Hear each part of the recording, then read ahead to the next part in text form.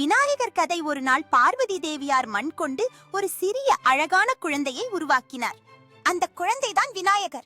அவர் அவனை உயிருடன் செய்து தன் மகனாக வளர்த்தார். ஒரு நாள் பார்வதி தேவியார் குளிக்கச் செல்லும் போது கதவுக்கு பக்கத்தில் நிற்கும்படி விநாயகரை சொன்னார்.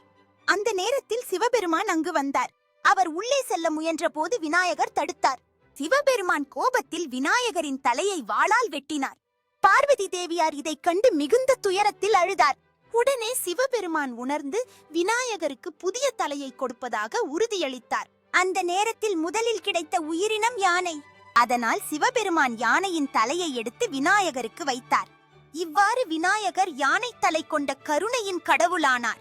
அவரை தடைகள் நீக்கும் விநாயகர் என்று அனைவரும் வணங்கத் தொடங்கினர். இது போன்ற கதைகள் கேட்க ஜெரால்ட் சபிதா சேனல் சப்ஸ்கிரைப் பண்ணுங்க பிள்ளைகளே. உங்களுக்கு அப்பா பிடிக்கும் என்றால் சப்ஸ்கிரைப் பண்ணுங்க. அம்மா பிடிக்குமா அப்படின்னா ஷேர் பண்ணுங்க. நன்றி, வணக்கம்.